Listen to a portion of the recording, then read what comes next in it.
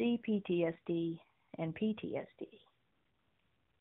Mental Injury versus Illness by Valerie Lynn.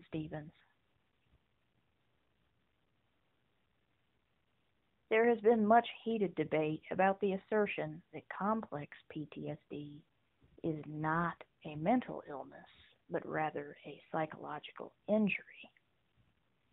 Basically, what it comes down to is the abusive, exploitative, sociopathic individuals who injured us in the first place are the ones who must be identified as mentally and morally ill if deep recovery is ever to be breached for survivors.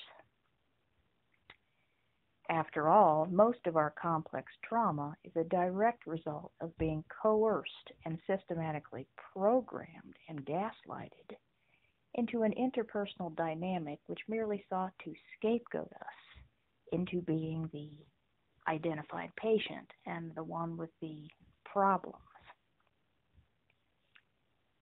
In truth, it was our abusers who suffered such disorders of personality and character.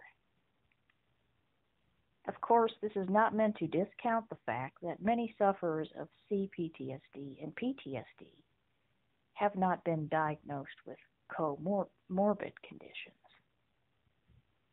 However, many professionals and laymen alike have often remarked that if the DSM were refined, many conditions currently being treated as discrete disorders would, in fact, be best served and acknowledged as direct and indirect symptoms of deeper interpersonal trauma.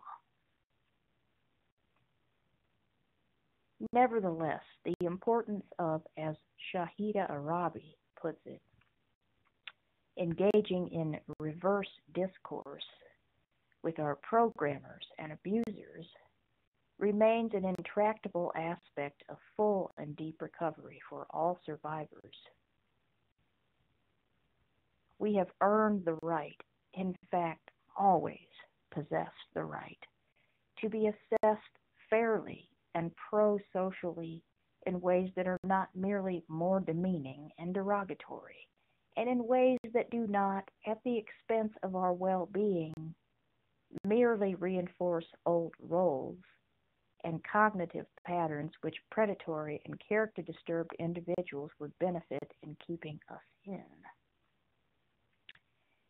There is a moral imperative for each individual to be granted full reign over that of their own self-actualization.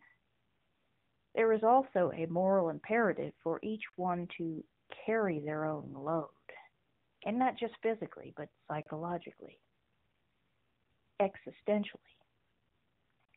We all must do our own soul work, as it has been called, in order to not only stop the cycle of injury, which humankind seems to relish and choose indifference towards inflicting upon one another, but to support a healthier, more robust society for all individual persons to be able to contribute each their own brand of genius and skills to, as within, so without. Healing the self is a potential salve for the whole world.